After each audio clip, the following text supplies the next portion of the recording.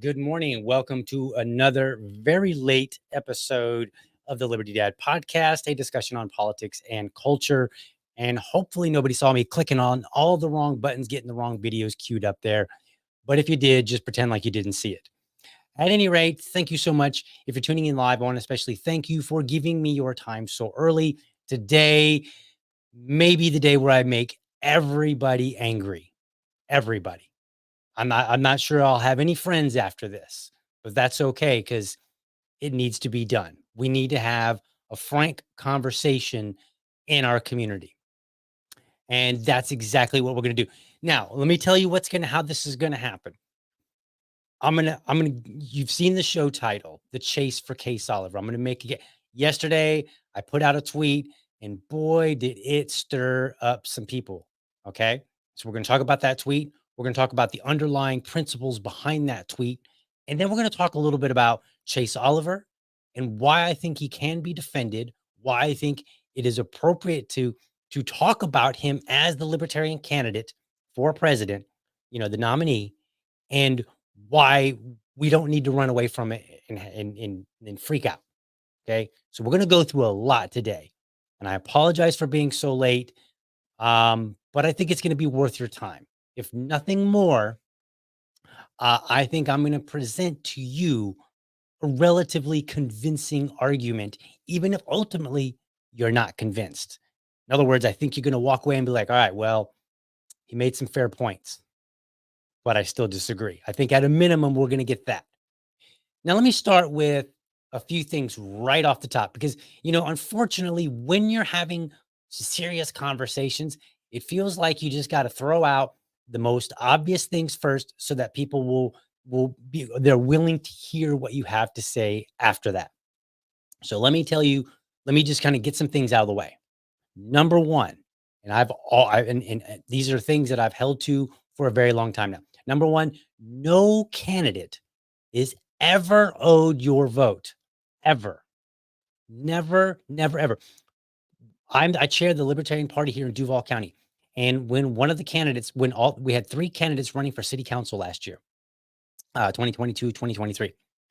And when they came to me and said, I would like to run for office, one of the very first things I said, you have to earn every vote you get, even from libertarians. Do not expect that you just get their vote. It's not how it works. We don't operate like that, nor should we. The next thing that I'll say is that every candidate must be willing to answer tough and even possibly unfair questions. I will always hold to that, especially for libertarian candidates. Why? Because I want to make sure that we're sending our best, so to speak, internet lingo and all. I want our candidates to be the best. And in order for them to be the best, they need to know right up front, if you're not willing to take on any question, doesn't matter whether it's relevant to you, relevant to the position, it happens all the time. You need to be willing to take it. You can't run and cry and be like, oh, well, that was an unfair question, or, that's not something, it's not how it works. You're running for public office, and politics is a full contact sport, especially for candidates. So when people like Chase or anybody else get confronted with very tough questions, deal with it. End of story. You have to figure it out, right? Like, I can't figure it out for you. That's part of nobody owes you a vote. That's part of you have to earn every vote you get. My next point, anybody who supports a candidate should be able to defend their support and defend it well. Like, not a half-assed, argument like, well, this guy's not this guy. And we get a lot of that out there. You get a lot of people like, I've asked people, I'm like, what's so great about Biden? What's so great about Trump? When I'm like, what's so great about Biden? People are like, well, he's not Trump. Okay, well, that's not a defense of your candidate. That's half-assed. It's not even half-assed. That's like less than half-assed. Okay. And the same goes for in the opposite direction, right? People will do the same thing. And they do it all the time, not just with Trump and Biden, but they've done it in past elections. No, I want every like for libertarians, I'm really speaking mostly to libertarians, but hey, if you're not a libertarian and you're tuning in, feel free to take my advice. It's good advice. I want everybody to be able to say, you know, here's why I support this particular candidate. And it better not be, well, they're not so and so. That's a lazy, no good, retarded answer. Next thing, since we're going to be getting into this topic, I oppose trans surgery for minors. That, and when I say minors, I mean if you're under the age of 18, you are a minor. I oppose it. Okay, clear cut. We're not making any bones about it. Next, I oppose pretty much most off-label use of pharmaceuticals for minors. I want you to pay attention to what I just said. I said most off-label use of pharmaceuticals and many on-label use. Actually, I forgot to include that, but many on-label use. I don't know if on-label is that, but off-label means a particular drug was designed and is marketed and is given FDA approval for a particular condition. So in the instance of puberty blockers are FDA approved for precocious puberty. That's when puberty starts too early. And so what they do is they block puberty and allow it to take place at this roughly designated time that we've determined is to be more appropriate. Okay? That's the labeled use for them. Off-label use is puberty blockers for gender dysphoria. That's not what they were marketed for, and that's not what the FDA has approved them for. Now let's keep something in mind. I initially said off-label use of pharmaceuticals and some on-label use for minors. And this is specific to pharmaceuticals that are given on the basis of, I believe it's called like symptomatic diagnosis. In other words, like I go in and I say, Doc, I've been feeling depressed lately. Okay, what do you mean by depressed? Well, I've been feeling this way. I've been having these kind of thoughts. And they say, well, maybe you should take this medication for your depression. Okay. So I oppose in general, not entirely, but I tend to oppose those kind of drugs for minors. And it's not limited to puberty blockers, as we'll see here in just a moment. Now, let me start with this controversial tweet because I made a tweet yesterday and boy, did it just stirred the pot a lot. And I mean, I kind of knew it was going to do that. I didn't know to the extent that it would stir the pot, but I knew that it would. Okay. So I'm going to pull that tweet up right now. Let's see here where we are. There we are. All right. Perfect. Awesome. So here's my tweet. I said, if you simply won't vote Chase Oliver, the Libertarian Party's presidential nominee, because you don't believe he best represents you, cool. If you choose to tell people, in other words, tell people that you're not voting for him and why, also cool. So I have no problems. No problems if you're not voting for him because you're like, hey, you know what? He doesn't represent me. Or if you want to tell people about it, say, hey, if people say, hey, you're a libertarian, are you voting for that Chase Oliver guy? No, I'm not. Right? Like if that's you and you're just like, I'm not because of these reasons, whatever those reasons are, no argument, zero. But then I said, this is where I got in trouble. I said, if you actively work against him, then you are an enemy to the LP and frankly, liberty itself. Oh boy. Let me tell you, yeah, that was a long day yesterday. Okay. I had literally 125 comments, and for an account my size, that's actually quite a bit.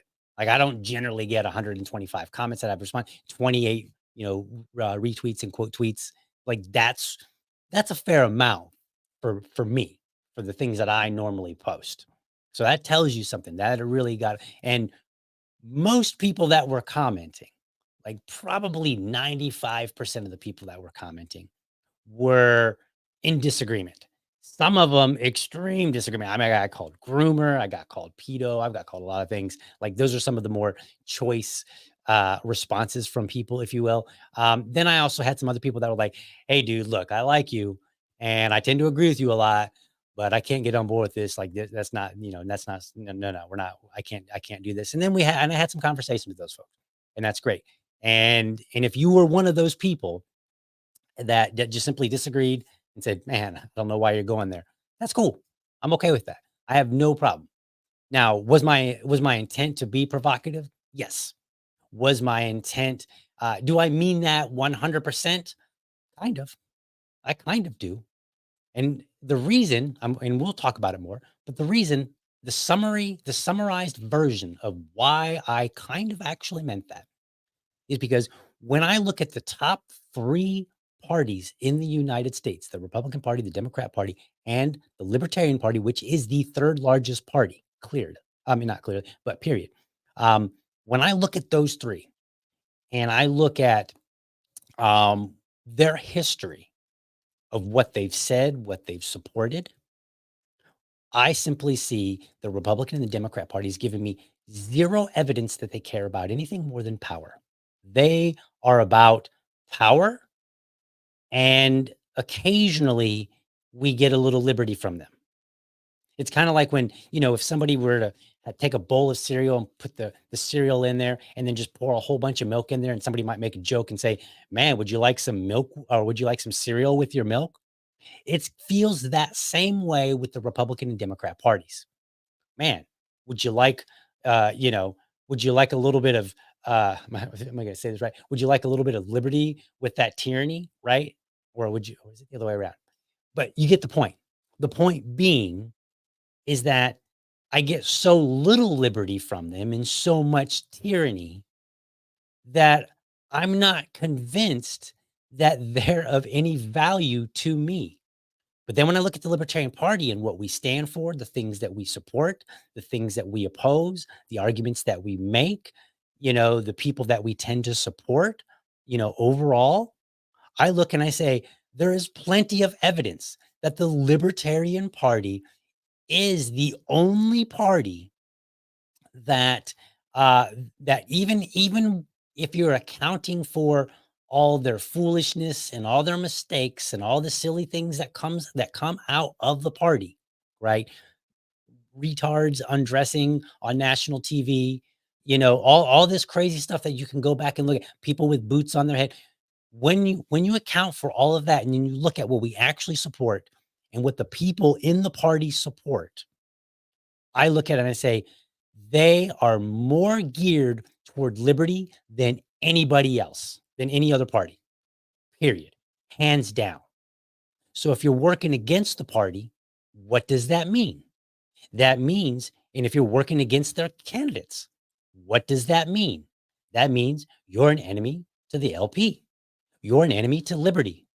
You can't say that the Libertarian Party is the party that is there to deliver liberty far more, far more than the Republican and the Democrat parties, and then turn around and say, well, if somebody's working against our candidate, we can't say that they're working against liberty. No, we can if we believe that. And if we don't believe that, then that's fine. Don't ever say it. But I will keep saying it. All right, so let's move on. Let's get into this because I want to lay a foundation for you before, like, so what I'm going to do is, like, the first half of this, I'm going to kind of lay some foundation for you because I think it's critical to understand certain things before we get to why I can support Chase. Okay. And then at the end, I'm going to try to wrap it up in a nice little package for you to walk away with and tell people in a simple, easy to understand package. So I'm gonna try to accomplish all of this, and it's gonna be rather tough, but I think I can pull it off. All right. So let's see.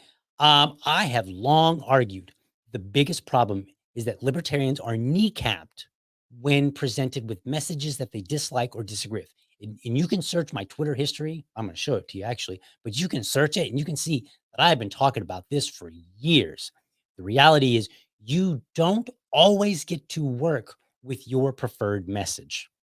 And I, after it's been like 2020, 2021, 2020, like the last few years, I have made this point to people. Why did I make this point? Well, we had state affiliates like the Libertarian Party of New Hampshire that got out on Twitter and they would say some crazy things and people would get all flipped out and they're like, "Oh my God, I can't believe this. They said this thing and now liberty's ruined. We can't talk about." And I was like, "You're being dramatic. You need to be able to figure out, okay, I don't agree with that message, but how can I take that message and direct it and work it or take it to a place where I can work with it."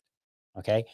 We simply spend too much time fighting others for their voice, which is another point that I've made. I've criticized a lot of people who come at Dave Smith. We all know who Dave Smith is. Very popular guy, very intelligent guy. A lot of people have come at him and be like, "Hey, you need to denounce this. You need to say this. You're just simply trying to fight him for his voice, but you don't get that control of his voice. And if he says something that you disagree with, you need to be nimble and able to take that when you're talking to somebody and direct the conversation to somewhere that's more preferable for you." When I talk to somebody, I have zero expectation of any of their past experiences with libertarians or libertarian ideas. I just can't have them because I don't get that. That's not a choice that I get to have. Think about it for a second. If I'm talking to, I talk to Fred. Okay. Fred comes up to me and he's like, "Well, I heard this about libertarian." Okay. Well, I didn't get a choice in what he heard about libertarianism. Well, I talked to this one guy who said he was libertarian. I don't get a choice on who he talks to or who claims to be a libertarian or, whether they are really a libertarian, whether they're part of the party, whether they're just part of the movement, or whether they're even a libertarian at all. I don't get any of those choices. All I get is the conversation that Fred approaches me with. That's it. That's my starting point when I talk to Fred. And it doesn't matter. Like I can spin my wheels fighting everybody and saying, "Well, you need to say it like this. You need to have this conversation because if you don't, then how am I supposed to talk to Fred and blah, blah, blah, whoever else?" Right. I can do all that, or I can just work on myself and say, "Okay, let me deal with Fred with wherever he is." And that's the best conversation. And that makes me more adaptable to talking to more people. So let's take a look at one of these things that I said here in the past. Let's see here. All right, let's pull this up. Give me a second here. All right, here it is. Okay, so this is from 2021 in June. I said libertarians of varying flavors often complain about unappealing messaging framing as framing it as what appeals to the masses. Instead, learn to speak about a message you don't particularly agree with to non-libertarians and tactfully shift to one you do. Be all things to all people. That's what I said. And I said this in 2021, 3 years ago. Almost, wow, almost 3 years ago to the day. Almost like yesterday was exactly 3 years ago that I said this. This has been a message that I've been extremely consistent on because I think it's extremely important. All right, let's go back and let's see here. I think I could do it this way. Let's see here, and give me a second while I grab my next tweet here. So we're gonna pull this up. This is a two-parter. All right. So here's another one. Back in August of 2022, I said, "Showed a liberal friend an LPNH tweet last night. She visibly cringed." I don't remember which one it was.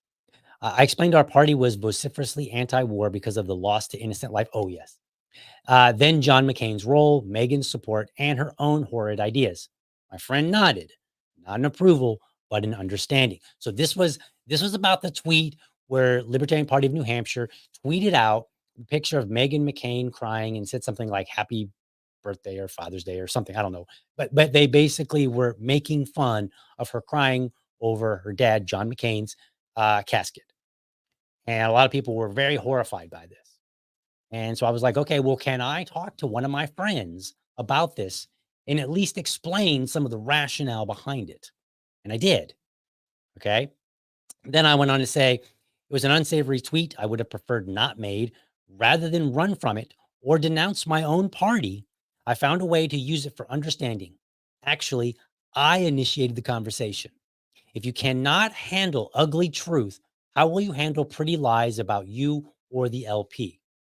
I want you to think about that for a minute. If you can't handle the ugly truth, truth in its most ugly, nasty form, then what are you going to do when the media spins things and they make up pretty sounding lies about you? Because you're going to have to deal with that. And if you can't deal with that, then you're not really ready to talk about liberty. Okay. Let's see. I got one more tweet here that we want to talk to. Let's see here. Where's this one? Yes. This was another related to LPNH. Silver lining to yesterday's drama. We all agree slavery is immoral. We differ on how we use words.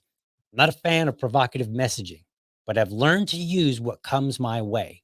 It's a sort of test to see how well I drive a conversation I did not start.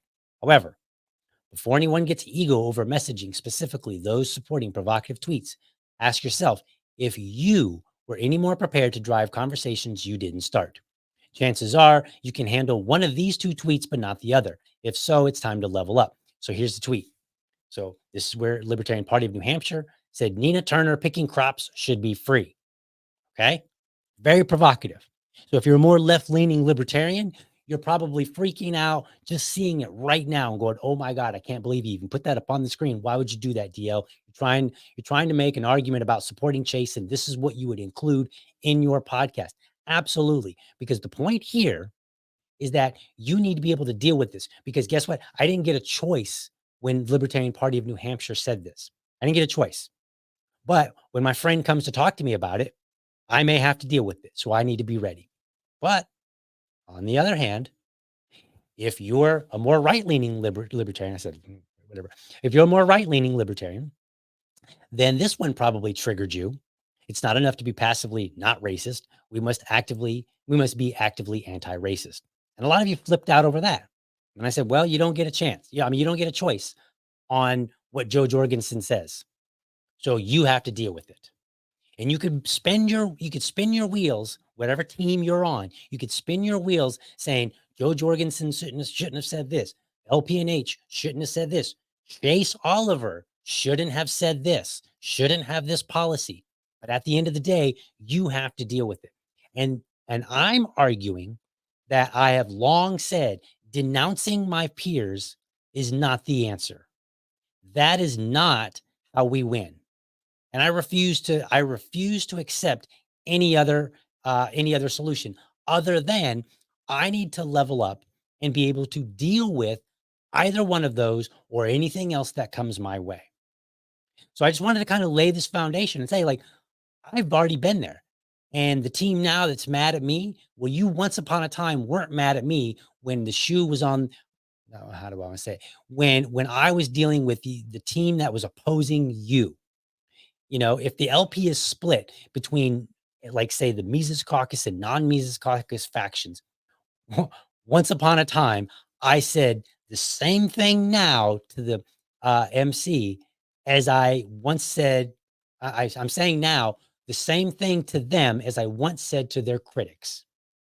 I am being extremely consistent. You do not have a choice. And denouncing the party is a non-starter for me. It's not the right answer.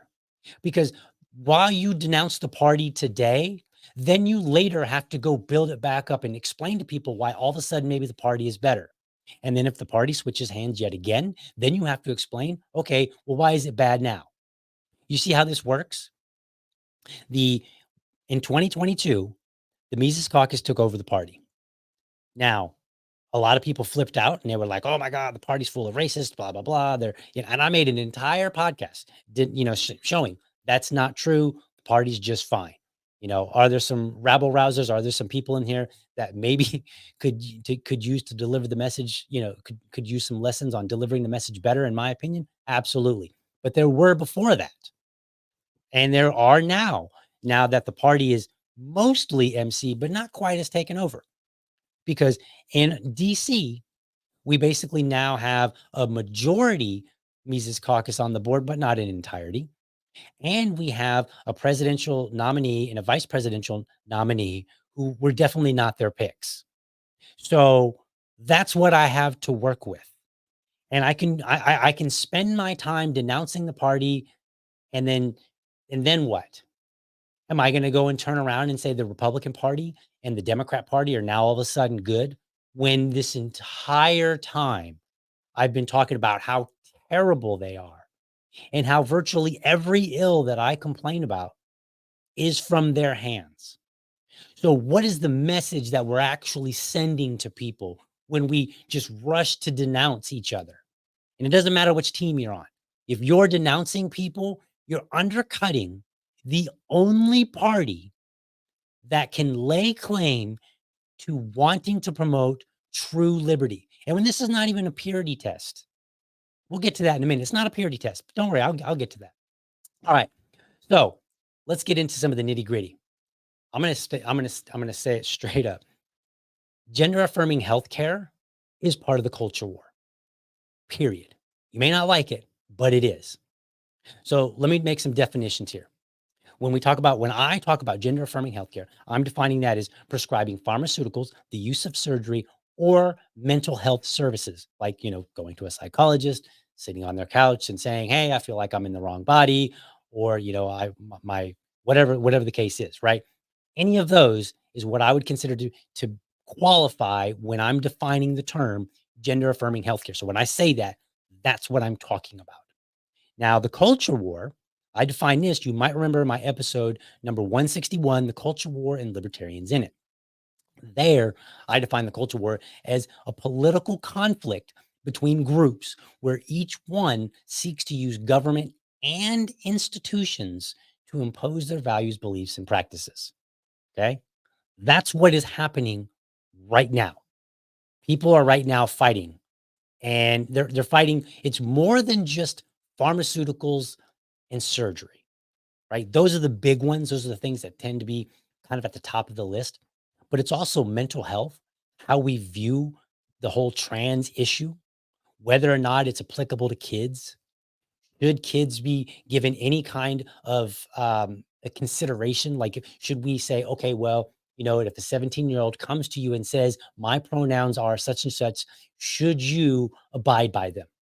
Like, this whole thing is wrapped up in a big package of the culture war.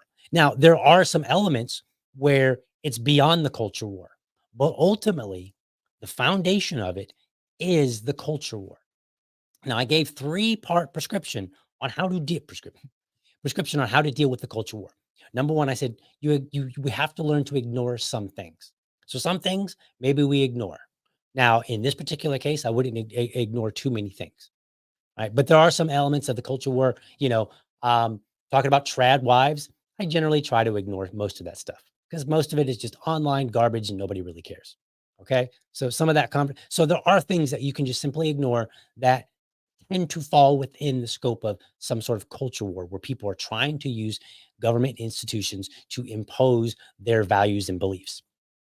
Then the other thing that we can do, and this is the largest component of dealing with the culture war from a libertarian perspective, is we talk about things. We talk and we talk and we talk some more, right? We make podcasts, we make video infomercials and graphics and all these other things to talk about it because we need to have more conversations about these kind of things and what do they mean. Then the very last thing is we use legal routes very sparingly. Okay. I generally try to find I will look for any path that is not a legal path first. And if I cannot find one that I think is suitable, and then I think it's important that we actually use legislation, then I will support it. And then where I support it, well, that varies.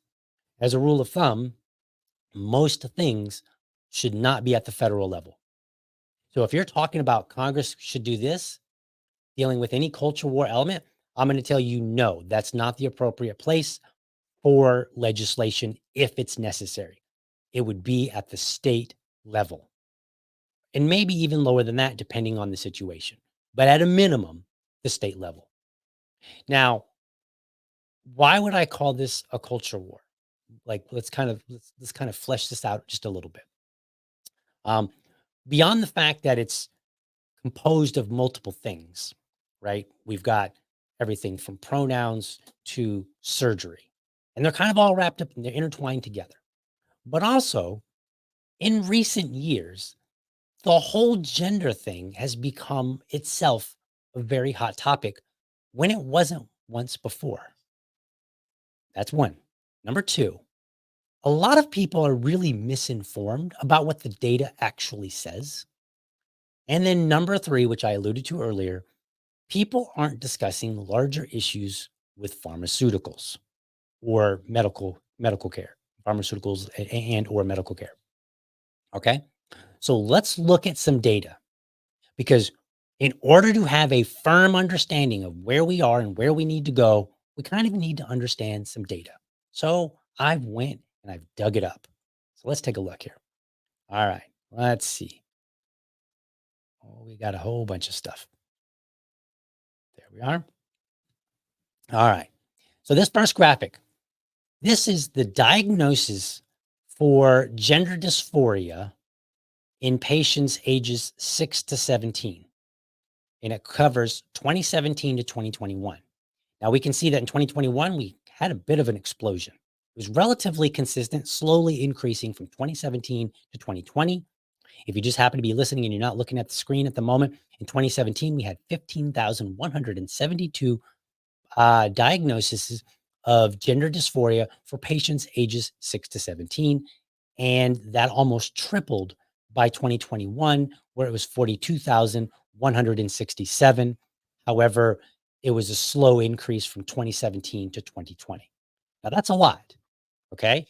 But again, I want you to think about something. It's 2024.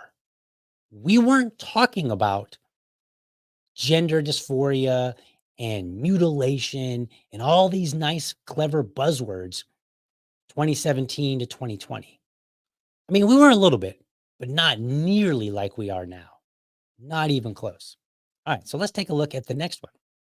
This next graphic here. This is the number of patients that have been prescribed puberty blockers for the same years, 2017 to 2021. Now, the increase is not nearly as much, right? We can see that in 2017 we had 633, and it does almost double by 2020. But then, unlike the diagnosis of gender dysphoria, which made a huge leap from 2020 to 2021, there actually isn't a huge leap from 2020 to 2021 for puberty blocker prescriptions. And the total for all of these, okay, because we need to understand some of these numbers. The total diagnosis for 2017 to 2021, 121,882. The total puberty blocker prescriptions, presuming they're all different, presuming all these numbers, the prescriptions are different, they're not double counting them. Okay, so this is kind of being a little bit more on the conservative side, right? Or no, I'm sorry, the more liberal side with the numbers. 2017 to 2021, 4,780. That's 3.9% of all children 6 to 17 who have been diagnosed in those years with gender dysphoria are on puberty blockers. Now, in my opinion, that's 4,780, probably too many. Okay. But I want you to take a look at something else. I want you to look at this graph because I just said, like, hey, we weren't really having this conversation, right? So, do I have evidence to support that? Oh, I do. So, let's take a look at this. This is Google Trends. So, I typed in the word puberty blocker. And if you'll look here, you'll notice something very interesting. You can see that, I mean, there's very visibly a spike, an increase. So if you can see it, I'll let you know. So over to the left, we see that it was barely being talked about in 2017. So I started at 2017 and I went all the way through the current year. And as we go along, right around 2019, toward the end of 2019, we start to have an increase. Now, remember, the numbers that I just showed you were from 2017 to 2021. Okay. And then we start seeing now a bigger increase It spikes up early 2021, kind of drops down. There's a line there. If you were to go to Google Trends and you were to click on that line where it says note, that's where they did some sort of data change or something like that. So I think they lost a little bit of data. I'm not really sure exactly what happened. So I think that drop like that is a bit deceiving. It should probably not be as low as it is. But then we see that it's relatively consistent throughout 2023 compared to the spike in early 2021. It's consistent in the sense that the number doesn't get higher, but it's inconsistent in that it's more frequent. So we see the same level more frequently as we get into 2021 or 22 and 23. That's when it all of a sudden started becoming a lot bigger issue. But before that, we weren't really talking about it. However, children were being diagnosed as gender dysphoria. They were being prescribed off label use for puberty blockers, but people weren't talking about it. Why? Why were they not talking about it when it was actually happening nearly as much as they're talking about it now? And the prescriptions aren't, they haven't leaped in the same way that diagnoses have. Now we could talk a lot about the diagnosis and whether or not it's legitimate, which I generally think it's not. I think most kids are simply uncomfortable in their bodies, and that's a very normal thing. And I would argue that you're doing a disservice to children by putting them on puberty blockers because going through puberty helps you level set who you are. And in fact, until you go through puberty, so like let's say that here's this moment in time and this moment in time represents before puberty. Then you have a moment in time that's during puberty. And then you have a moment in time that's after puberty. I will have different feelings about myself at each one of those times about who I am and all of that. So I think it's a great disservice to put children on puberty blockers, for this idea that maybe who you really want to be is this person that you've never even experienced. And I will be getting into this a lot more. I've actually got this article here. I mentioned it last night. Let me change my screen a little bit here so I can put it up on the screen, or I can just kind of show you really quickly here. So here's this article. It's called Freedom of Sex. You can see that I've got like highlights and scribbles all over it. It's like about a 10-page paper. It's called Freedom of Sex, the moral case for letting trans kids change their bodies. On Monday, if I can do this, I've been struggling to compact this into a single show. But we're going to talk about this at length, about the issue of puberty blockers, why, more in depth, why I think it's a bad idea, why I think that we should actually be a lot more scared of some of these activists and the arguments that they're making. But that's for another conversation. So, but ultimately, I wanted to tell you, I want to point out that the data shows we've not been having these conversations, and then all of a sudden, now we are. So let me show you something else that I think is important, because earlier I talked about this idea of pharmaceuticals in general. And I said, I have this issue with pharmaceuticals being prescribed to children in general when it's not something that that you can test diagnostically with an instrument that can be calibrated. So think blood pressure. Okay, think of blood pressure. They put the blood pressure cuff on you. They squeeze it up with air, and they watch the dial. The dial is calibrated, and they say, according to this instrument, your blood pressure is at this level. And according to all of our data, blood pressure should not be at that level. So therefore, we're going to prescribe you this amount of drug. And then when they prescribe you that amount of drug, then you come back after some time and they redo the test. Maybe they do it multiple times. And they say, oh, look, now it's, maybe it hasn't lowered enough. So then they say, we need to increase your dosage. So then they increase the dosage based on an instrument that has been calibrated, that tests something based on data that we've gathered over time. That is not that's not how things like puberty blockers and other drugs are administered. They're administered on the basis of going in and talking to somebody and somebody making an assessment and saying, well, I think you should have this drug. So what other drugs, what other issues do we have? Well, as it turns out, according to an article I'm reading now, according to an article in the journal Pediatrics, about half 1 million children and adolescents in the United States each year receive prescriptions for SSRIs, select serotonin reuptake inhibitors. From 1993 to 1997, sorry, I couldn't get equivalent date range for the puberty blockers. So I dealt with what I got. From 1993 to 1997, the number of prescriptions for preschool, and school-age children of 3 drugs, Prozac, Paxil, and Zoloft, grew threefold in 4 years for preschool and school-age children. Now, these are drugs that are given not on the basis of a calibrated instrument. These are drugs that are given on the basis of somebody's testimony, either the parent or the child or both.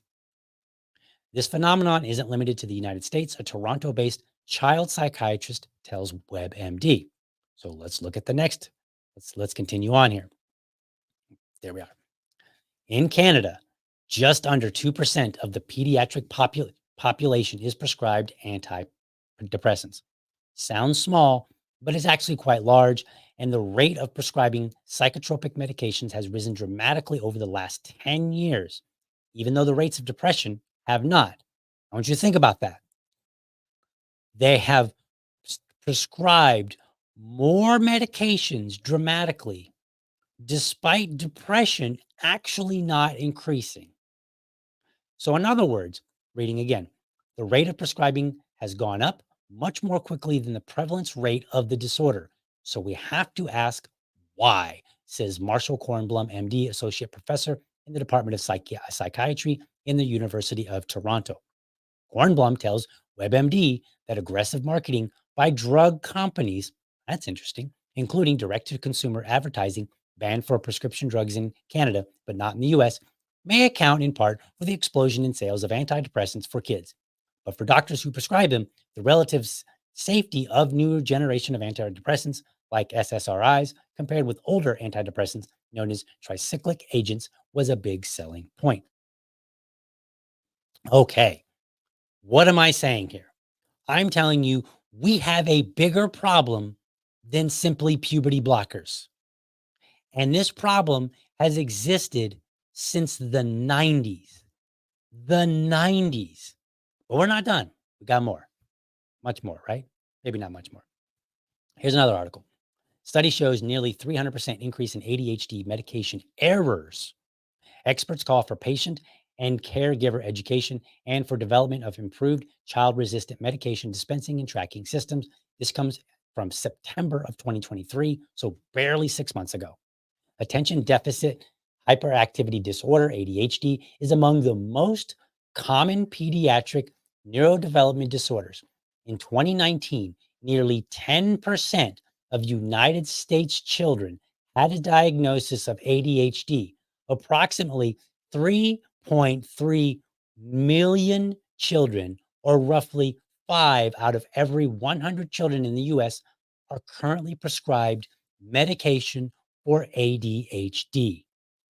3.3 million and 10% of all children. Let me repeat some of these numbers back to you. The number of puberty blocker prescriptions is 4,780 between the years 2017 and 2021. The number of diagnoses for gender dysphoria is 121,882. SSRIs for minors are prescribed. There's about 500,000, 500,000 each year are prescribed. Children under the age of 18 are prescribed SSRIs every year. ADHD medication is 3.3 million children are on medication for ADHD, 5 out of every 100. So this idea that people are going to come hand waving at me and go, oh my God, puberty blockers. Why? I can't believe you. You just want to do this to children. You're a groomer, which by the way, I got called a lot of things yesterday. You know what? Where the hell were you talking about SSRIs and ADHD medication? Why aren't you talking about the 300% increase in errors related to ADHD medication? By the way, long-term use of SSRIs includes some of these things: sexual dysfunction, weight gain, sleep disturbances, osteoporosis, and fracture, and diabetes. Any of that sound vaguely familiar with what we've got going on in society today? Long-term use of Ritalin includes blood vessel damage, high blood pressure, organ damage, and psychological dependence. So if you're not talking about the overall problem with pharmaceuticals in this country, I don't want to hear you come at me over puberty blockers, because you're simply jumping on the latest bandwagon of the culture war. That's all you're doing. And guess what? You will lose, because you're not addressing the real problem. You're just addressing some symptom that's popped up and gotten popular because of libs of TikTok. And I'm not saying it isn't a problem. I'm telling you, compared to other things, it's actually a much smaller problem. And a lot of my peers have made the argument, which I tend to agree with, that there may be an issue with SSRIs and some of the increases in violence. There have been articles that have published and suggested that some of the that a number of the shootings, the school shootings that we've had, those people were on SSRIs. And I will tell you from personal experience, having been on SSRIs in my 20s, it's scary. It is so scary. I'll just tell you the quick story. I started having heartburn. I went to the doctor. I said, "Hey, you know what? I'm having some heartburn. Can you please deal with it?" He gave me some medication, the purple pill. Can't remember, omeprazole, I believe it was called. Purple pill didn't really do anything. I went back. I said, "Hey, man, this is not working." And then after a couple of times going back, I started getting nervous. I'm like, "Hey, maybe you're missing something. Maybe there's something more serious." Then they said, "You know what? You have general anxiety disorder. Here's Paxil. This will help you calm down." And what they told me was, your issue is that you have anxiety and it's causing the physical disturbances that you're feeling in your body. So therefore, you need this medication. So they gave me Paxil and they said it's going to take a couple of weeks to kick in. I said, okay, great. So I was supposed to take the pill twice a day. What I noticed that when I took the pill, it would basically make me a slobbering nothing. I literally lay my head on the keyboard just for like 45 minutes, like practically drooling out of my mouth, because I was just so dysfunctional as it was kicking in, right? And so eventually what I started doing was taking it right before my lunch break and then taking it right before I went to bed, because I figured, hey, you know what? If I'm going to be tired, I might as well just go to bed anyway.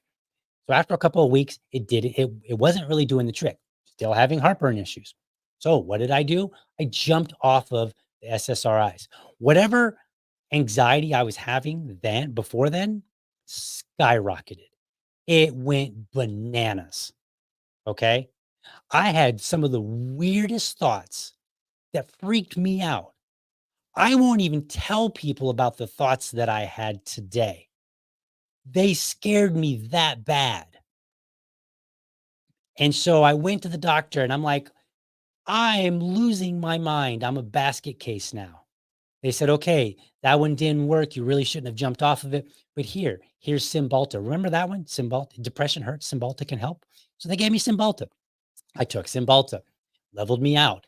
I said, okay, doctor, what's the plan? They said, well, you're on Cymbalta. I said, well, I don't think you understood. What is the plan here? I shouldn't be on Cymbalta. I shouldn't have been on Paxil. They said, no, no, no, you're fine. You're on Cymbalta now. We'll just continue monitoring you.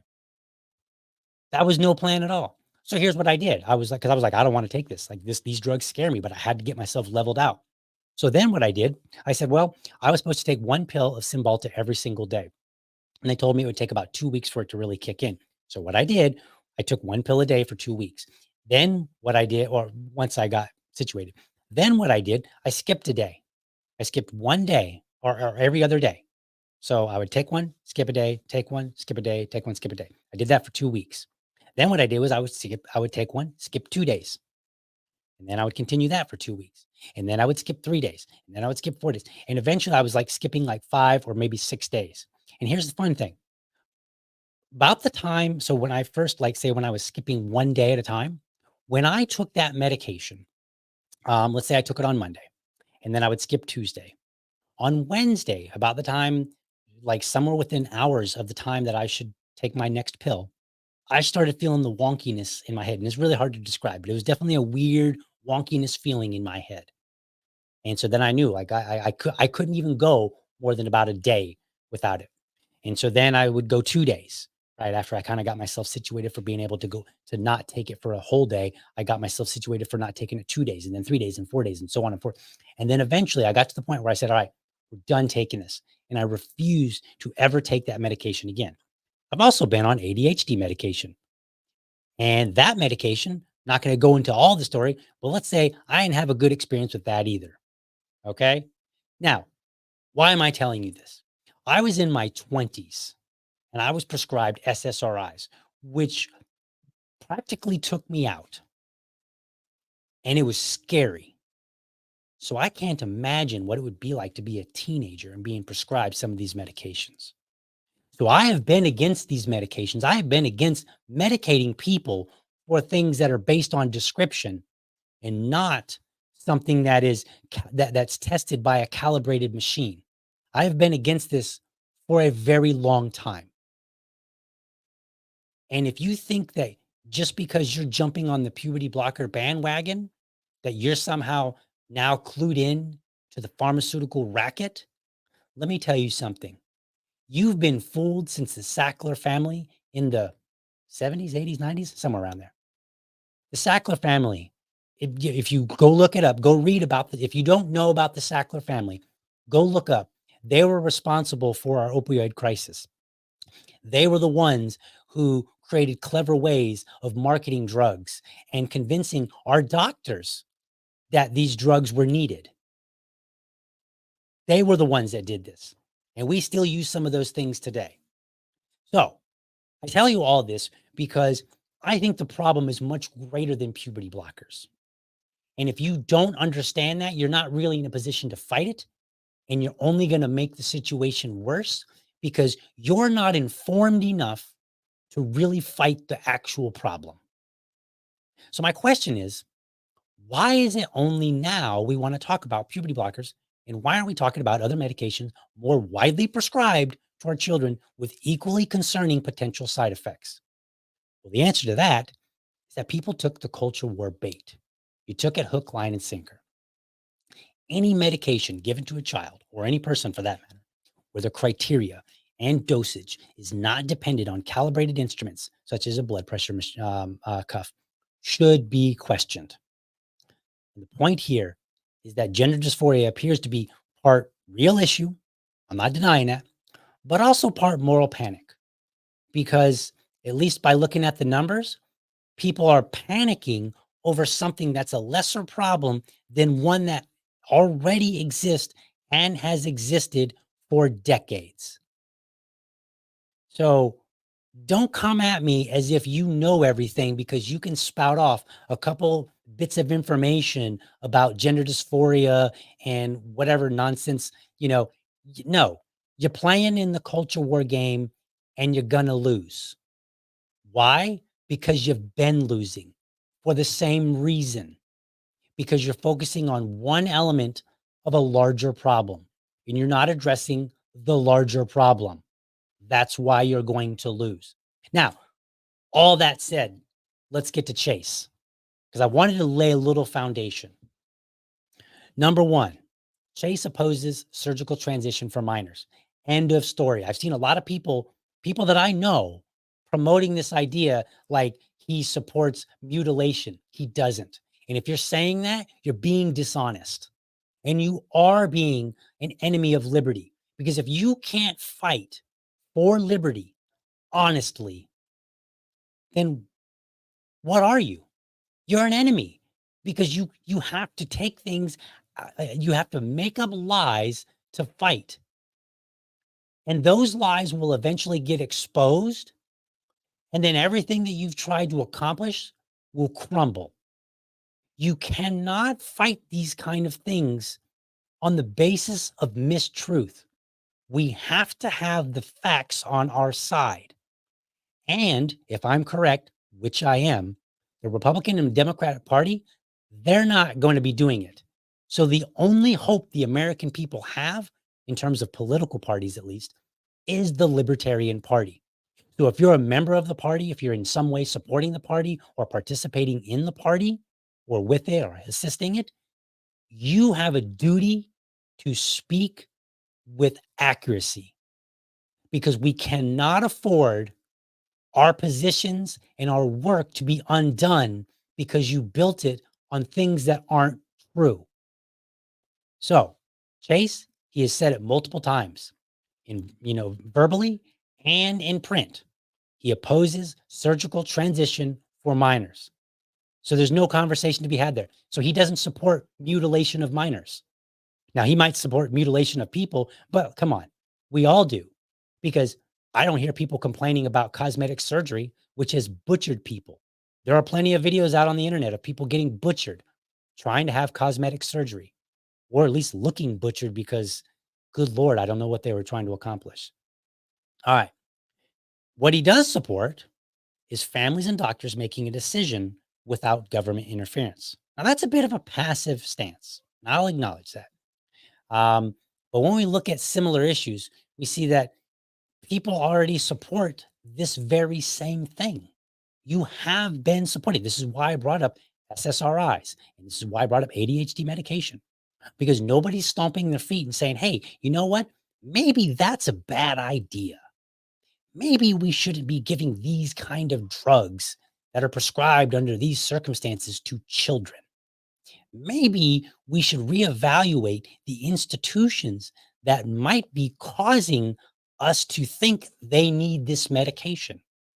So, going quickly back to the ADHD thing, a lot of people have argued that the reason that boys are prescribed ADHD more often than girls is because they're sent to school and told for 8 hours, you need to do what little girls will tend to do, but not little boys, which is sit down, be quiet, do your homework, raise your hand politely, and speak when given permission. Well, little girls are great at doing that. Little boys, not so much.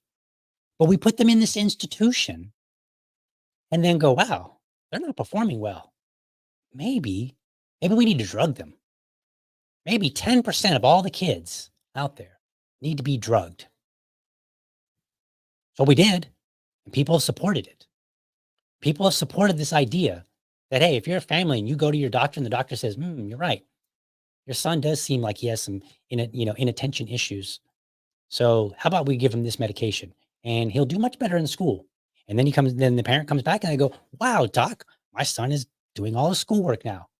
Thanks a lot. And nobody called that child abuse. But I think it is, in a sense. In fact, speaking of child abuse, let's talk about that. People argue that giving medication to minors in this case is child abuse. Now, if you want to argue that surgical transition is child abuse, I don't think anybody's really going to argue with you. I mean, we already covered that, right? Chase, he doesn't agree with it. I don't agree with it. Most everybody I know doesn't agree with it. So we don't have to have that conversation. We've already solved it. Good. We can move on. So now let's look at the medications and let's look at going to the doctor. Well, for virtually any other kind of medical care, again, meaning, or, healthcare, meaning, healthcare, medical care, meaning pharmaceuticals, any kind of surgery, or any kind of mental health, we have already accepted this idea that it's between the parents and the doctor and that the government shouldn't be involved. We've already accepted that, even though arguably some of the things that we have accepted, we shouldn't. And we should have been having a conversation a long time ago about it. But we've already accepted it. So for people now to come out and say, well, this one thing is child abuse, you're cherry picking. You're cherry picking because you're on the bandwagon of the cultural war. That's what's going on. Okay. Now, here's the real problem with child abuse. I didn't experience child abuse in any way. My mother, however, she did. And I've talked about this before. My mother would tell me stories that her dad would come home drunk, pull her out of bed by her hair, throw her down the stairs, and go stomp on her head. That happened to her. It was so bad in her house that one day she fell and broke her arm at school and walked around for 2 days with a broken arm, too afraid to tell her parents that she got into a fight at school. I think she was like on the monkey bars and she was trying to hit a boy and fell and broke her arm. She walked around for 2 days afraid of her parents to tell them she broke her arm. Okay. Now, why do I bring that up? That's the dramatic one, right? Virtually nobody would disagree that is child abuse. Like, I've never told that story and someone go, well, it could have been worse. Like, nobody says that because they know, and it's unmistakably agreed upon. It's unanimous. Everybody agrees. Yeah, that's child abuse. That's horrific. No child should ever have to go through. And I could tell you tons more stories, but I'm not going to. You get the point. Okay. But then we come to these pharmaceuticals, puberty blockers. And now people want to say, well, this is child abuse. Well, the problem is we have similar situations where we're not calling it child abuse, and not enough people actually agree. That's the problem. You've got a large portion of the population that are like, well, maybe this child might have dysphoria and maybe they need puberty blockers. So maybe it's not child abuse. And the reason they're doing that is because they've already been primed to accept that. They've already been primed to accept SSRIs, ADHD medication, and other pharmaceuticals, right? They've already been primed. Like, and I'm going to show you this clip in a minute here. They've already been primed to think that their 3-year-old can be depressed. Already been primed for that. So to just say it's child abuse, you have an uphill battle. You can't just say it and then assume that other people are going to get it, because that's not where we are. We have to deal with the situation as it is. And as it is right now, way too many people have bought into the idea that a lot of pharmaceuticals are appropriate for children and diagnoses are appropriate for children, rather than dealing with the situation, whatever it is, the problem, if you will, in another manner. The other problem is many libertarians were once unmistakably clear that preventing World War III was the biggest issue that we faced. Now, I'm going to show you a screenshot of something that might get myself in trouble. And it's okay. I'm willing to do that for the sake of being honest and having a frank conversation. So I just said, many libertarians, this wasn't an issue, right? And I've showed you the data. According to Google Trends, we weren't talking about this just a few years ago, not nearly as much as we are now, even though it was happening a few years ago. And it was happening in other areas even more widespread, and still is. Okay. So let me show you this screenshot here. This is Dave Smith. Now, I like Dave Smith. I have no beef with Dave Smith. Okay. Hopefully this doesn't create one, but we've got to be honest. Here's what he said in 2021. Okay. Is there any libertarian who doesn't agree with the following? No COVID passports and the lockdowns and the wars and the drug war and all corporate welfare, audit, and the Fed. We all agree, let's unite around those issues and focus on pushing them. Forget the distractions. So everything else was a distraction at the time, even though many of these things were actually occurring at the time. We have the data. They were there. It was happening. Kids were already getting puberty blockers. Kids were already getting SSRIs. They were already getting ADHD medication. And at the time, the core issues that one of the most popular people among at least the crowd that is now super duper anti-puberty blocker, which again, I don't disagree with, but among that same crowd, this was what was considered important.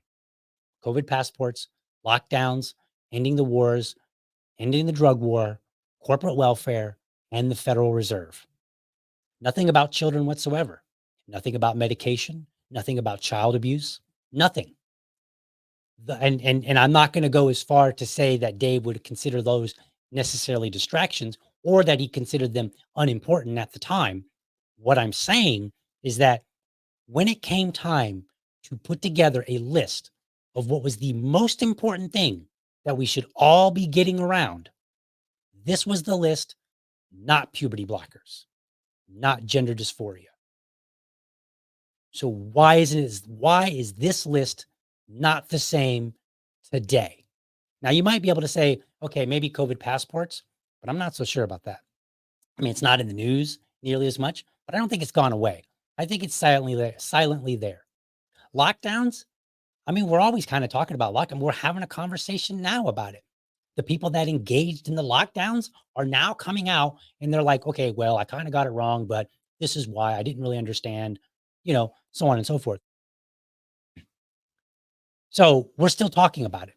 Wars, well, we've been continuing talking about wars. That's continually going on. Drug war, continually going on. Corporate welfare, still happening. The Fed, that's still there. So these issues haven't gone away. So are they now taking a back seat to puberty blockers because a lot of people just don't like Chase? I don't know. You guys tell me. This was what you guys supported. Okay? And if you see, it got over 4,000 likes. That's a lot of likes. Now, on Twitter, I get it. Twitter's not really a real place. A lot of things happen on Twitter that don't represent the real world. But when we're having a conversation on Twitter, a lot of the people that are giving those likes are real people. So if they said, yep, I agree, these are the important things, let's get behind them. Why are we getting behind them now? And if you can't get behind Chase, let me ask you, if this was important just 3 years ago, is it still important today? And if it's still important, then which one of these does Chase disagree with? Because as far as I know, he doesn't disagree with any of these. He never supported passports. He never supported lockdowns. He never supported mandatory vaccinations. Now, sure, he did support getting vaccinated and he complied. So you can argue like, hey, maybe you should have been a bit stronger on that. And that's fine. Although to be fair, most everybody complied in some way. If you went to the airport, you complied. Nobody can show where they were like, I went to the airport during COVID when they were demanding that you wear a mask and I didn't wear a mask the entire. Nobody has evidence to prove that they did that because you didn't, because you couldn't. No, like very few people could say, well, we defied orders and we got together in groups of more than 50, or we opened our restaurant. Very few people. There weren't even that many churches. You might remember a lot of churches, they locked down too, and only a small handful defied the government and said, we're going to have service anyway. Most people complied. They shouldn't have, but they did. But Chase wasn't for any of that. He wasn't for lockdowns. He wasn't for, he opposed them. You can go, like, nobody's digging up those tweets. They're digging up all the tweets they don't like about it, but nobody's digging up all the tweets that align with, which way? This way. This. Nobody's trying to point to it. Nobody's digging up all the tweets that show that he agrees with this list right here, except for he does have those posts and he has videos talking about these kind of things. But nobody's digging up those tweets because you've bought into the culture war. You got suckered in. Now, I don't have the video. You can look it up. Dave Smith actually talked about the culture war and how it's so attractive and how it distracts us. He's correct, and it applies now. It applies here. No different. That doesn't mean that, again, that doesn't mean that puberty blockers and other medications aren't a problem. They're just not the moral panic that's being presented. All right, let's move on here a little bit because I'm way over time. All right, so what is the answer to all of this? How do we talk about this? Let me go back to there. How about that? All right, what's the answer to all of this? Well, the answer is number one, kick it to the states. It's not a federal issue. None of this gender dysphoria should be a federal issue. Now, I get it. You can agree, and I would probably agree with you that on some level it's child abuse. Now, I think we have to be careful when we talk about it being child abuse for the reasons that I stated earlier, which is number one, not everybody really agrees because some of the most egregious child abuse we all agree upon, but then you start getting into other things, other areas where we don't agree on. I've met people who are like, if you spank your child one time, you're abusing your child and you should have your child taken from you. I've met people that will say that. Okay. There were people during COVID who were like, if you won't vaccinate your child when a COVID vaccine comes out, you're abusing your child and should have your child taken from you. We need to be very careful about what we call child abuse and, more importantly, where we deal with it. If we deal with it at a federal level, we are playing with absolute fire and it is dangerous. And we should have no part of it as libertarians, because we should know better. We should know that is absolutely not the place and disaster will ensue. Why? Because many of our institutions, as we've all acknowledged, are corrupt. Name an institution at the national level that you don't believe is corrupt that has power through the government? You can't name one. Department of Education, any of the department of anything, right? They're all corrupt. The CDC, corrupt. NIH, corrupt. We're having congressional hearings about that already, right? The APA, the American Psychological Association, corrupt. All of them are corrupt in some way.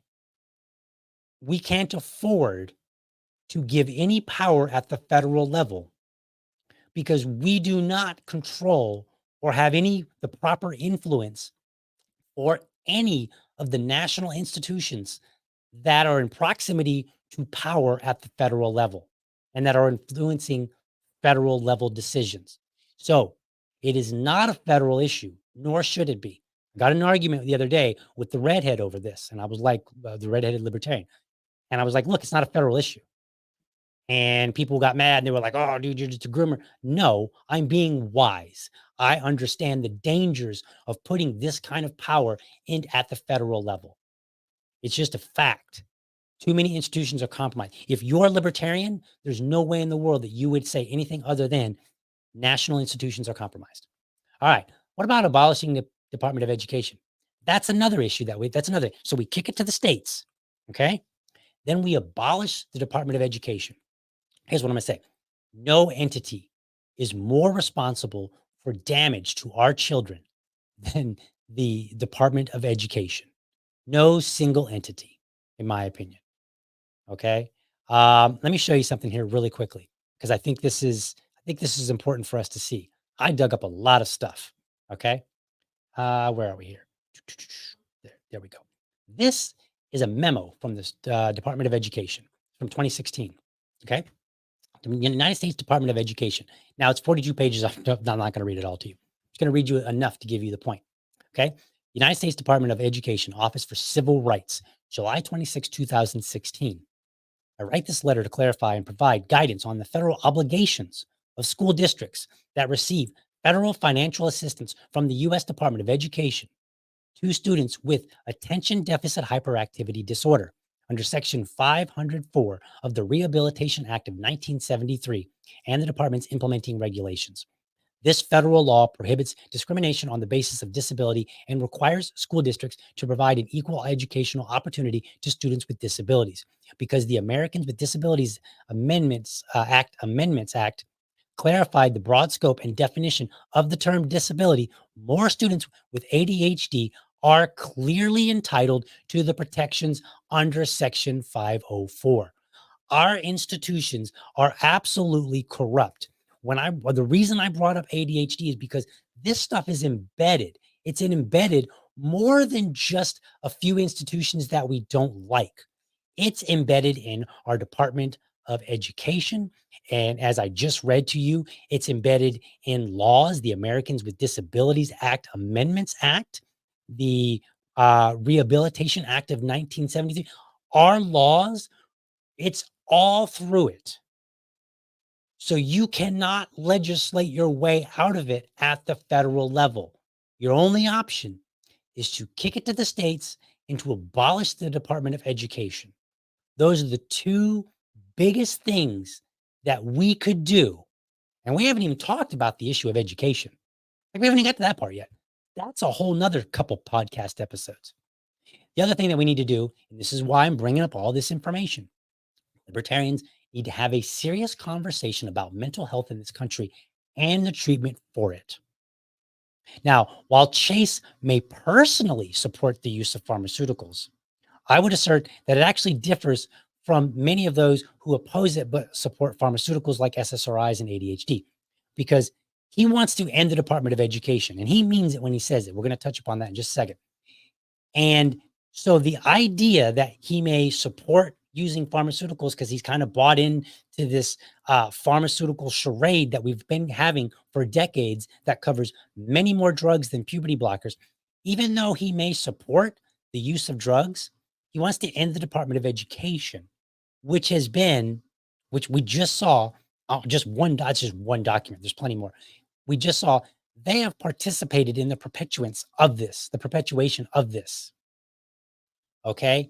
So his personal position would actually take a back seat to his policy positions. He may personally say, okay, well, this should be doctors, blah, blah, blah. But if he prescribes the things that he says, this is what I want for policy, they will undercut his personal view. Because at the national level, these institutions that have all this power and have been pushing this kind of stuff for decades will lose power. And that loss of power will result in the betterment of our children, because we won't have these national institutions pushing pharmaceuticals for everything they can think of for our children. I mean, you might have it from state to state. California may do it, but Florida, they wouldn't. They're busy already trying to pass laws against this kind of stuff, right? So imagine how much greater it would be when the states don't have it. I mean, I'm sorry, when the states have it and the federal government doesn't. So his personal opinion doesn't really matter to me, because I care about his policy prescription. What does he actually want to see happen? All right, getting 9 o'clock. We're getting a little late. I've got a couple of videos that I want to show you, because, what about his opponent? Hasn't his opponent, at least one of them, said some things, said some similar things? As a matter of fact, kind of, sort of, but not really. Now, Biden isn't moving this conversation anywhere meaningful. What about Trump? Is he? Well, let's take a look. Let's watch some cool videos here that I've dug up. I think you'll find very interesting. All right, we got about 6-7 minutes of videos, different videos. I'm gonna play them. Of course, it doesn't want to work. There we go. Is it not? Okay, give me just a second. Hold on. Is it playing? Are people hearing this? Is anybody hearing? Because I'm not hearing it on my end, and that represents a problem. I don't think it's playing. How unfortunate. Let me see if I can figure out. No, that's not it. What do we got here? Give me a second while I try to resolve my audio issues here. I don't know what is going on or why this is not working. Let's see. No, that looks right. And pass there we go. All right, I think it's working now. Let me back it up. All right. Here's my plan to stop the chemical, physical, and emotional mutilation of our youth. On day one, I will revoke Joe Biden's cruel policies on so-called gender-affirming care. Ridiculous. A process that includes giving kids puberty blockers, mutating their physical appearance, and ultimately performing surgery on minor children. Can you believe this? I will sign a new executive order instructing every federal agency to cease all programs that promote the concept of sex and gender transition at any age. I will then ask Congress to permanently stop federal taxpayer dollars from being used to promote or pay for these procedures, and pass a law prohibiting child sexual mutilation in all 50 states. It'll go. Okay, so sounds good so far, right? He's going to do all these great things. He's going to sign an executive order. How many executive orders do you think he could sign that will override the institutions that we have and the laws that we have?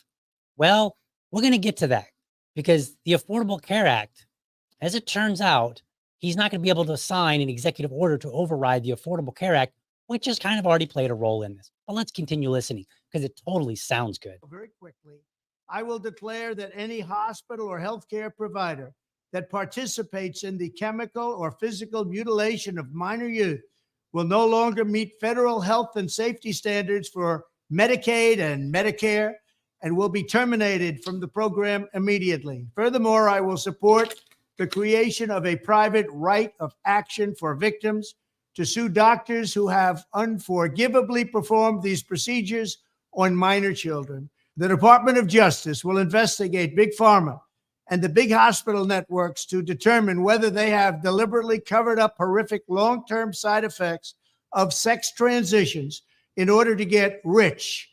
Okay, let's pause it right there. Do you remember a moment ago when I mentioned the Sackler family that was involved in the opioid crisis? Do you realize, and I don't have the resource to pull up to you, so you'll have to go look it up. But they recently, within the last few years or so, they settled that they could not be sued for their role, like personally sued for their role in the opioid crisis. So he's saying he's going to set it up so that people can get, they can sue doctors and all this stuff. We've already been there, and it's not happening. So how is he going to do it now when we've already got legal precedent? He's not, because it's not there. We've already worked that out. The Sackler family is basically getting away with it effectively because they cannot be sued individually by people. Like if I was a victim of the opioid crisis, I would not, and I would say, hey, the Sackler family is the one that sent a pretty little girl to, not little girl, but a pretty woman to my doctor to convince him that he should up my dosage. And then my doctor foolishly believed her, thinking that she knew what she was talking about. And so therefore he upped my dosage, and he wasn't mindful of the side effects. And then I got hooked on it, and all these tragedies happened, and my life basically fell to shambles. So therefore I would like to take action against the Sackler family for that. I can't, because they won. They already won. Let's continue. At the expense of vulnerable patients, in this case, very vulnerable. We will also investigate whether Big Pharma or others have illegally marketed hormones and puberty blockers, which are in no way licensed or approved for this use. My Department of... Okay, so let's pause there for a second, because he said it's no way licensed or approved for this. But here's the problem. Medication daily is prescribed for off-label use.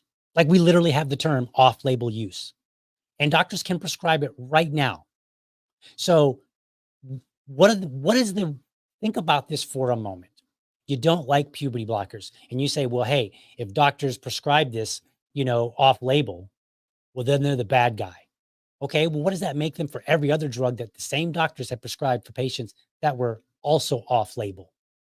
Or more importantly, what's the likelihood that they're necessarily going to get in trouble simply for prescribing something off-label? The likelihood is low, because again, we already do it, and it's already a part of our system. Education will inform states and school districts that if any teacher or school official... I'll back that up a little bit. ...approved for this use. Here. My Department of Education will inform states and school districts that if any teacher or school official suggests to a child that they could be trapped in the wrong body, they will be faced with severe consequences, including potential civil rights violations for sex discrimination. Okay, that sounds really great. That very last part where he said, I'm going to instruct the Department of Education to take on bad acting teachers in different states. Okay, so when did he say that? He published that video in February of 2023. In September of that same year, 2023, here's what he said. Maybe. Of course. Why are you being difficult? First, all right, let's back that up. I don't know what's going on there. Here are 10 key ideas that will power our movement for great schools. First. Okay, so he's going to give you 10 prescription ideas to improve our schools. Now, a moment ago, I just said that the Department of Education is the single worst enemy to our children. Okay, so and a moment ago, he just said that he was going to instruct the Department of Education to go after bad acting teachers. Sounds good, right? Let's listen. We will respect the right of parents to control the education of their children. Second, we will empower parents and local school board to hire and reward great principals and teachers, and also to fire the poor ones, the one whose performance is unsatisfactory. They will be fired. Sounds good. Like on The Apprentice, you're fired. I like it. Third, we will ensure our classrooms are focused not on political indoctrination, but on teaching the knowledge and skills needed to succeed. Reading, writing, math, science, arithmetic, and other truly useful subjects. Fourth, we will teach students to love their country, not to hate their country like they're taught right now. Fifth, we will support bringing back prayer to our schools. No. Sixth, we will achieve schools that are safe, secure, and drug-free, with immediate expulsion for any student who harms a teacher or another student. Okay. Seventh, we will give all parents the right to choose another school for their children if they want. Support. School choice. Eighth, we will ensure students have access to project-based learning experiences inside the classroom to help train them for meaningful work outside the classroom. Ninth, we will strive to give all students access to internships and work experiences that can set them on a path to their first job. They're going to be very, very successful. I want them to be more successful than Trump. Let them go out and Probably be not more hard. successful. I will be the happiest person No, in the it will world. be. But we want our children to have a great life and be successful. Yes. And 10th, we will ensure that all schools provide excellent jobs and career counseling so that high school and college students can get a head start on jobs and careers best suited to their God-given talents. This is how we will ensure a great education for every American child. All right, here it comes. And one other thing I'll be doing One more very thing. early in the administration is closing up the Department of Education in Washington, D.C., and sending all education and education work and needs back to the states. We want them to run the education of our children. Well, that's interesting because he just gave us 10 points of what he was going to do as president at the federal level regarding schools that are sitting at the local level. And then before that, he said in February of 2023, he said, I'm going to instruct the Department of Education to go after bad acting teachers. And then in September, he said, here's my 10-point plan of how we're going to improve the education system. Oh, and by the way, we're going to get rid of the Department of Education. So if he gets rid of the Department of Education, exactly how will any of those ideas play out? How does he manage? How does he make those happen? Well, best case scenario, he ends the Department of Education and simply shifts their responsibilities elsewhere. So therefore, he didn't do anything. Or he doesn't actually end the Department of Education. And within just a handful of months between February and September of the same year, on one hand, he's talking about how he's going to instruct the Department of Education to do certain things. And then in a little bit later, he's like, well, I'm going to end the Department of Education. So which is it, Mr. Trump? He's not even being consistent. At least Chase, when he says, and it's on his website, that he wants to abolish the Department of Education, he's not waffling. You're not going to find where Chase has said, well, I want to end the Department of Education in one moment, and then in another moment, I'm going to use the Department of Education to make things better. And here's my 10-point plan, how I'm going to, at the federal level, improve education while telling you I'm going to send it to the states. Either Trump is going to send it to the states or he's not. So he's unreliable here through his own words. And no, Joe, it was not a deep fake. Okay. Those were legit. I've got the links will be in the in the show notes. All right. Got 2 more videos that I want to show you, and then we will wrap this up. Okay. All right, here we go. Here's him talking. Of course, the audio's why is the audio always jacked up? I don't know what's going on here. To close the border, stop. Back this up. All right. So here's what he said this year in April. Running to terminate the ACA, as crooked Joe Biden says all over the place. I'm running to close the border, stop inflation, make our economy great, strengthen our military, and make the ACA, or Obamacare, as it's sometimes known, much better, stronger, and far less expensive, because it's much too expensive now, and it's not very good. Okay. So he wants to keep the Affordable Care Act. He just wants to make it better, whatever that means exactly, right? He just wants to make it less expensive. When government tells you that they're going to make something less expensive, they're not really dealing with the cost. They're just refusing to pay the cost, right? And then they'll be like, see, it's cheaper. We just told these doctors that they would normally charge, $5 for this procedure, but they can only charge $1. They're just refusing to pay the cost, but they're not actually lowering the cost. They're just deciding unilaterally, because they have the power, we're not paying for it. End of story. That's how it works. But it's actually worse than that, because I want to show you another video. Now, I don't remember when this video played, I don't remember when this video was. It was in the last couple of years. So this is a state representative, Deshauna Neal, out of Delaware. Okay. She identifies as non-binary. She has not 1, but 2 children she claims to be trans, and 1 that's gay, and then a 4th one who I guess quote unquote is normal. Okay. So that's call that weird. I mean, what are the odds of that happening? That you're non-binary and 50% of your children end up being trans. That's kind of weird. But I want you to hear what she said, because it plays a role in the Affordable Care Act. Of course, the audio is not playing here. Give me just a second. I don't know why this is not working. All right, let me try this. Why is it not playing? What in the world? Oh, clicked on the wrong one. You require assistance. We had Medicaid. Back it up. All right. We have done a lot for Delaware, as mentioned. Because being in poverty, you require assistance. We had Medicaid. And somewhere in my head, I just assumed that her body would do what it was supposed to do. But then I was like, oh, wait, no, science. And it wasn't doing what it was going to do. We ended up sending in the report, her doctor, he's amazing, Dr. Doyle at AI DuPont, amazing human being, for Lupron, which is a blocker that halts puberty. It is reversible, but it gives children time to really understand who they are, what they want to be. For her, she already knew. And we wanted to halt puberty as quickly as possible.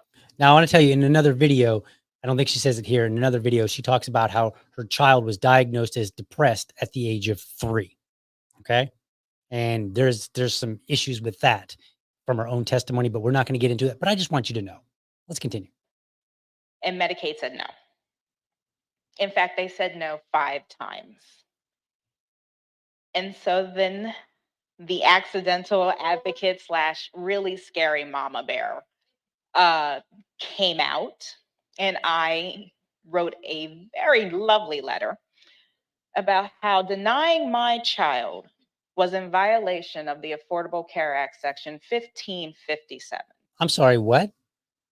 She wrote a letter to Medicaid after being denied 5 times, telling them that denying her child Lupron puberty blockers was a violation of Section 1557 of the Affordable Care Act. Interesting. No insurer is allowed to discriminate based on gender identity, or then you can have a lawsuit. And I sent it to the insurance commissioner, the Secretary of Health and Social Services, and the Director of Medicaid. Oh, and the governor.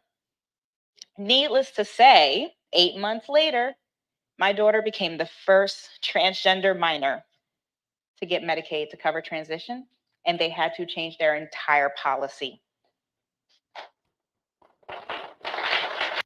So Trump, who's inconsistent on whether he wants to abolish the Department of Education or use it, and has a full 10-point plan on how he's going to use the federal government to improve our education system, but also going to send it back to the states to allow them to work it out, has also come out and said he's not getting rid of the Affordable Care Act, as Joe Biden has claimed.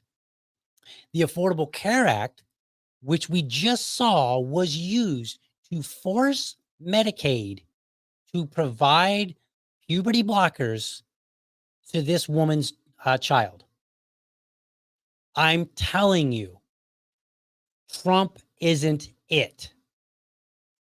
He's all over the place. He's supporting the same structures that are already being used. So if the issue for you is puberty blockers, you need to support somebody whose policies are consistent and will actually do something about it. Because when you remove it at the federal level, things will change dramatically. But so long as it's at the federal level, you will just be jockeying for power. And right now, President Biden's in power. Trump may be in power next time. Who comes after Trump? Right? What's the next? Is that a Democrat? Is that going to be Gavin Newsom? If Gavin Newsom had his way, you might lose your child for not giving them puberty blockers. And if we vest more power into the government to decide what constitutes abuse when somebody like Gavin Newsom gets into power, because I think he might actually run in the future. If somebody like him gets into power, you're in trouble because you laid the foundation for them. But Chase, he's got a bad position on it, and I think he needs to reevaluate it for sure. And I've got a long conversation. We're not going to have it today because I got to close up, but I've got a long list of reasons why I think he may be more sympathetic, but reachable. But at least Chase's policies will go toward fighting this. And then we can have a conversation about SSRIs. We can have a conversation about ADHD medication. We can have a conversation about mental health. We can start having the real conversations once we disconnect power at the federal level from national institutions. And I think the first step is to actually abolish the Department of Education. We need to get behind a candidate who means it when they say it. Trump isn't that guy, because I'm not really sure where he is. I don't know if he wants to use it, if he really wants to abolish it, if he's just blowing smoke, probably just blowing smoke. He'll probably do whatever works for him. So I doubt that he actually is on board with it. I doubt any of those 10 things that he does will actually come to fruition, because he's kind of given us a lot of reason. All right. Last but least, am I just being partisan? Hopefully, after all of this information, you see that the Democrats and the Republicans have given us zero reason to believe that they care about anything other than power. If you don't believe me, I want you to just recall some of their best hits. The Affordable Care Act, which we just talked about, the Patriot Act, which was voted twice, TARP, the war in Afghanistan, funding for Ukraine and Israel, the Federal Reserve, COVID lockdowns, FISA courts, multiple omnibus bills, inflation. At what point is it no longer, DL, you're just being hyper partisan?